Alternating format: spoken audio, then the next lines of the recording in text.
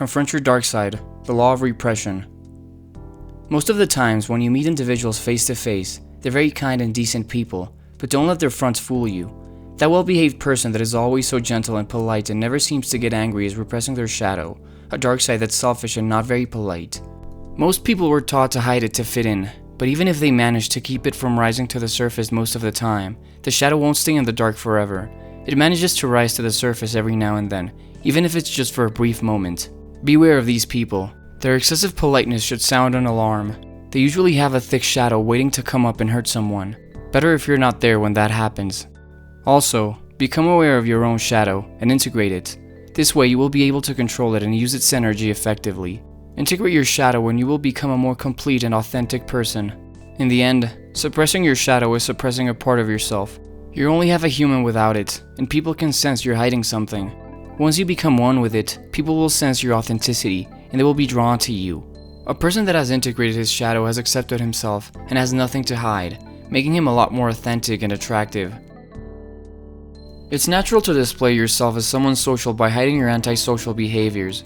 As children, we had no idea what it meant to be social, so our parents taught us this by rewarding us when we were good and punishing us when we were bad, or so they thought. This is why there are so many people pleasers in the world. Their parents made them these nice social creatures that are constantly fighting to keep their antisocial behaviors hidden. Your shadow contains all of your insecurities, your desires for revenge, your desires to hurt people, and even your sexual fetishes, among other things. If you conceal your shadow, you may convince people that you're a nice person, but there is a price to pay: depression, neediness, anxiety, anger, etc. Ask yourself what it is that you want. You can keep repressing your shadow, keep fooling the people around you, and find a way to cope with all the negative emotional consequences in some other way. In other words, therapy, antidepressants, alcohol, etc. Or you can become aware of your shadow and integrate it to become whole again, and show the world who you truly are rather than who you think you're supposed to be. Most people prefer the latter, but they have no idea what the shadow is, let alone knowing how to integrate it. To do it, you must dive into your unconscious mind. That's where the shadow is hidden. Once you become aware of it, it loses its control over you, and you can use its energy and creativity productively. Look at the people around you. Most of them are nice and agreeable. They seem confident and emotionally stable, but every so often we see them act differently. A flash of anger they're clearly trying to repress takes hold of them, or perhaps they may suddenly say something cruel to us or someone else for no apparent reason. This is not their usual self, so we wonder what's going on with them. This is a part of them they haven't dealt with. It's the shadow they keep suppressing, and it rose to the surface in a stressful moment. People are too scared to face their shadow. Most people don't want to do it, and many who do don't know how to. Very few people have done the necessary work to dive into their unconscious mind, so most of them are unaware of their shadow. This means you don't really know most of the people you think you know. They don't even know themselves. You were born whole.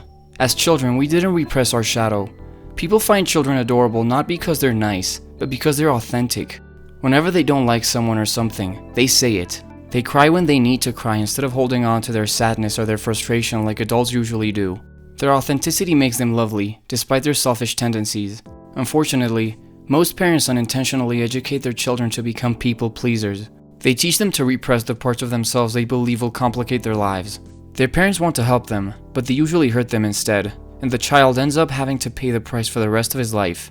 At the same time, the child thinks of his parents as gods, and he wants to make them happy, usually out of love, but oftentimes out of fear. He develops the ability to read their tone of voice and their facial expressions to adapt his behavior to fit their desires. This worsens when the child grows up. He won't express his emotions because as a child he got punished whenever he cried. He won't speak his mind because as a child he got punished whenever he said something offensive. He's been conditioned to fit in, so he develops the need to please his teachers, his friends, and later on in life, his boss. It's easy to understand why you have the need to repress your shadow. You want to fit in. We all do, but at what cost? You will feel confined and miss the freedom you had as a child. You won't be able to access the creativity of your shadow. You will lose the ability to feel certain emotions, this leading to depression and anxiety, and you will never feel comfortable in your own skin, causing many people to turn to drugs and alcohol to cope with their sense of worthlessness. All of these symptoms get worse and worse with time. Keeping the shadow in the dark isn't the natural thing to do. It takes a great deal of effort, and it's exhausting. People have to release some of the tension every so often to keep the rest of it under control. This is when we see people act differently for a moment. This is how the shadow releases some of the inner tension. Emotional outbursts. This is one of the clearest signs of the shadow expressing itself. A person loses his self-control for a moment and expresses all of his resentments. They do or say something that is meant to hurt you or someone else, but they usually regret doing this as soon as they come to their senses, so they apologize and proceed to blame their behavior on the difficult circumstances of the moment. They say they felt offended, or they were having a bad day. Don't take it personal, they say. I didn't mean any of it, but they did, and they were bound to explode at some point. Think of a boy being picked on in school. His bully picks on him every day because he will clearly not dare defend himself, but one day the boy loses it and punches him in the face. I'm not trying to say that standing up for oneself is bad. I'm just trying to point out that a sudden violent reaction like this one is a clear expression of the shadow, not a conscious decision to stand up for oneself. So stand up for yourself, but do it consciously, not like this. Contradictory behavior. This release is more subtle. It happens when people fail to give the impression they want by doing the opposite of what they stand for. An example of this would be a boss who talks about treating his employees with respect when he exploits them in reality. When a person strongly displays a positive trait, it's usually to cover the exact opposite one that is hiding deep within them. People who display an excessive amount of confidence are usually insecure. Extremely tough men are usually weak inside. This becomes clear in times of stress, when the person loses control over their shadow. Over-idealization. We look up to people that are devoted to some cause. They seem so dedicated, but this isn't always the case. Don't let this front fool you. People will use their powerful convictions as a subtle way to disguise their desires to bully and intimidate.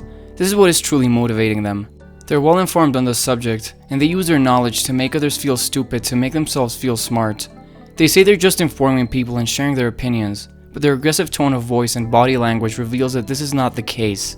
Their devotion to the cause is an excuse to make others feel inferior while making themselves feel superior.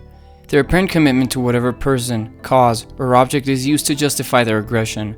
The reality is that they're using this as an excuse to release their shadow. Think of an ethics class discussing abortion.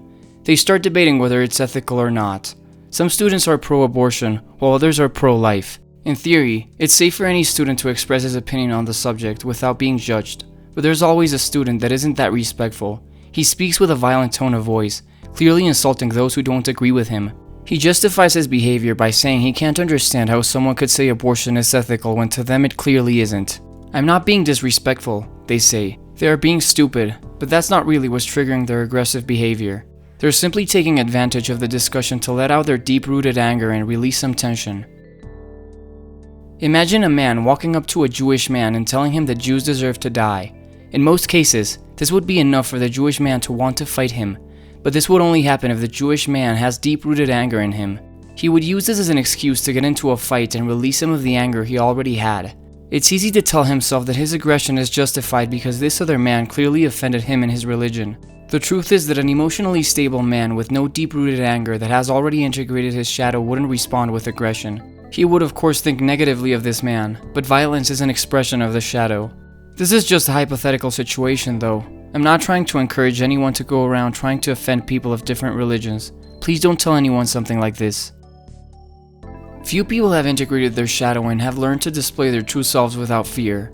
Integrating your shadow doesn't make you bad, it simply makes you yourself. A person with an integrated shadow is not desperate to please anyone, so they can laugh at themselves and admit it when they make mistakes. The funny thing is that their authenticity makes them a lot more attractive and harder to judge. We're naturally attracted to those who have nothing to hide. These people don't take themselves so seriously, and they don't seem to be carrying the weight we are. We love to be around them because they remind us of our childhood, the time when we had nothing to hide either. It takes energy to repress the shadow. One would think it's a natural thing to do, but it's not. Let go of this belief. The benefits that come from this far outweigh the disadvantages. There are 4 steps to integrating your shadow. See the shadow. Your shadow tries to communicate with you in subtle ways. Seeing it is not exactly easy. By hiding it from the world, we have hidden it from ourselves. To see your shadow, take a look at your own emotional outbursts. Someone or something has triggered it. Notice the front that you're strongly trying to display to everyone around you. If you're too nice, it's probably because your shadow is the exact opposite. Take note of the hate you have for a particular person or an entire group of people. It's probably because they have some quality you hate in yourself, or perhaps a quality you envy.